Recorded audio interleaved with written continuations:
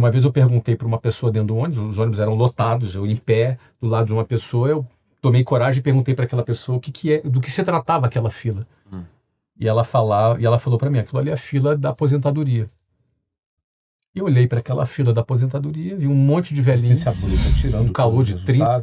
Vai sobrar um jovem da periferia querendo encontrar seu espaço no mundo, que, a partir do momento que começou a encontrar esse seu lugar no mundo, teve vontade de contar para outras pessoas como é que funciona. Um exemplo típico é o seguinte: quando eu era bem jovem, eu via uma pessoa bem arrumada na rua, eu tinha vontade de parar ela e perguntar: cara, como é que você fez? Como é que foi? Qual é o teu caminho? Eu tinha vontade de perguntar. Eu entendia que se alguém pudesse me explicar, encurtaria o meu caminho. Então, tão logo que aquele garoto começou a achar o seu caminho, as coisas começaram a acontecer na minha vida, eu tive o sentimento oposto. Eu tive o sentimento de eu ser aquele cara que contava para outras pessoas como é que foi que eu fiz. E acho que isso que me levou a me tornar um líder dentro da minha empresa, ajudar outras jovens a transformarem as suas vidas. E depois que eu já tinha atingido um patamar bem elevado, estava morando nos Estados Unidos, meu negócio estava crescendo, eu já tinha mais de 7 mil funcionários, já faturava, tinha dezenas de milhões de reais de lucro por ano, enfim, eu já estava numa posição muito privilegiada. A internet, ela representou um microfone para eu contar para outras pessoas como é que funciona. Eu acho que se eu tivesse tido acesso ao que eu proporciono hoje, era tudo que eu queria na minha época. Tudo que eu queria era alguém que chegou lá me contando como é que era. Então eu vejo muita utilidade nisso, sabe, Joel? E me sentir útil para mim é muito importante. Porque para mim não basta desfrutar do dinheiro que eu conquistei, não basta só desfrutar das minhas conquistas, embora eu desfrute bastante. Eu também quero ser útil. É por isso que essa é a minha essência bruta. O inimigo, ele não é invisível, Joel. As pessoas não percebem que ele é um inimigo. Porque ele está visível. Só que ele se fantasia de amigo. Ele se coloca como se cuidasse dos interesses das pessoas, mas na verdade ele escraviza as pessoas. Ele se comporta como se ele pudesse dar segurança e garantias para as pessoas, mas na verdade ele é a garantia da pobreza para as pessoas. E eu estou falando do sistema. Parece uma coisa uma entidade meio...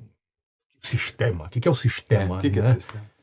O sistema é a engrenagem de como as coisas funcionam.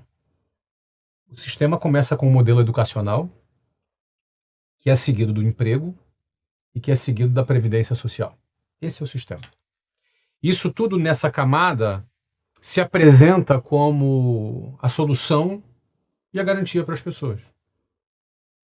O sistema educacional padronizado pelo MEC é muito ruim, é muito fraco, é muito defasado, então ele não tem condição de dar garantias para as pessoas, ao contrário, é uma máquina de desigualdade social.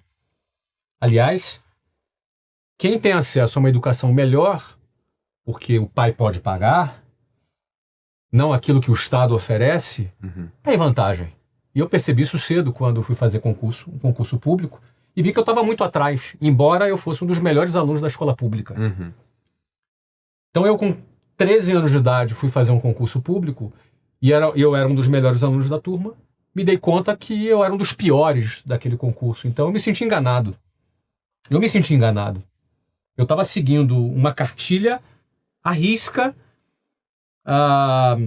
e, de repente, sendo um dos melhores alunos daquela cartilha, eu me tornei um dos piores naquele concurso. E não só não fui aprovado naquele concurso, como eu quase fui reprovado na 8ª série, porque minha mãe deu o salário dela inteiro para pagar aquela escola para mim, e eu não só me deparei com o meu fracasso, mas eu me senti enganado, já com 13 anos. Mas como assim? Porque eu estava numa escola que eu era um dos melhores, como eu posso ser um dos piores aqui? Então estavam me enganando lá. Sim. Estavam me enganando. Depois, no final do 3 vezes, por 3 anos eu fiz o mesmo concurso até ser aprovado, mas levei 3 anos. Tirei a diferença, mas foram intermináveis 3 anos. Eu parei de estudar, inclusive, não fui para o ensino médio, porque eu foquei 100% naquele concurso. Sim. E aí depois, eu indo para a escola, eu pegava um ônibus que passava numa rua, que se chamava Avenida Suburbana, no Rio de Janeiro, e essa rua é uma rua cheia de bancos. E eu percebi que, numa determinada data do mês, aqueles bancos ficavam com uma fila interminável, rodando o quarteirão. E eu achava estranho, eram só velhinhos, né? Naquela fila. E uma vez eu perguntei para uma pessoa dentro do ônibus, os ônibus eram lotados, eu em pé, do lado de uma pessoa, eu tomei coragem e perguntei para aquela pessoa do que se tratava aquela fila. E ela falou para mim, aquilo ali é a fila da aposentadoria. Eu olhei para aquela fila da aposentadoria, vi um monte de velhinhos, um calor de 38 graus no Rio de Janeiro, com uma sombrinha, né, com um guarda-chuva, naquele calor, esperando para receber a sua aposentadoria, que certamente era uma mixaria. E aí eu me lembro, quando eu olhei para aquela fila e falei, eu nunca na minha vida vou estar naquela fila.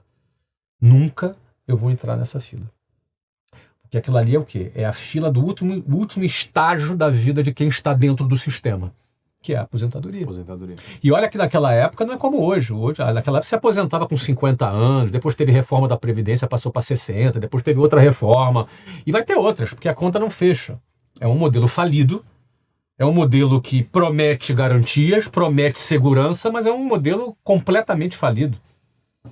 A conta não fecha da Previdência e não vai fechar. É impossível fechar. É uma questão matemática. Então, no fundo, esse inimigo, ele se apresenta como amigo, mas na verdade ele é inimigo. Por que é inimigo? Porque o cara passa 10, 12 anos estudando nesse modelo que é falido, depois ele vai para um modelo trabalhista que explora a pessoa. E aí não é empresário que explora a pessoa, é um modelo que explora. Por exemplo, o funcionário tem o FGTS. O que é o FGTS? Nada mais é do que o dinheiro do próprio funcionário, que é confiscado pelo Estado, e que é obrigado a ficar numa conta a qual ele não tem acesso, e que esse dinheiro fica aplicado e não corrige sequer a inflação. Cara, isso é muito... É um confisco do dinheiro do cara. Não, mas isso aí é um fundo de garantia para te proteger. Ou seja, o inimigo, ele se traveste, ele se fantasia de amigo. Não basta confiscar o dinheiro, não basta não corrigir o dinheiro, tem que inclusive fazer você se ajoelhar para dar graças a Deus que o Estado está te protegendo ainda. E não dá nem para pegar o dinheiro. Não dá para pegar. Você vai ter que comprar um imóvel, ou se for demitido. Tem condições. Assim. Tem condições para você ter acesso ao dinheiro que é teu. Então, cara, eu fico vendo essa situação e muitas pessoas não percebem. O 13º salário não é um salário extra, como a pessoa pensa. Ele é o salário anual do cara dividido em 13. Porque uma empresa faz um orçamento anual. Você faz orçamento na tua empresa? Sim. É anual? Sim. Pronto, então eu vou gastar tanto. É isso. E aí ele pega o salário e divide em 13. Então, em outras palavras, é um empréstimo compulsório que o empregado faz para o patrão. Ou seja, o patrão vai pagar o último salário dele do 13º mês e sem correção. Sem nenhuma correção. E você tem que levantar a mão pro céu, porque estou ganhando um salário extra. Não é salário extra. As pessoas acreditam nisso, mas não é o salário extra.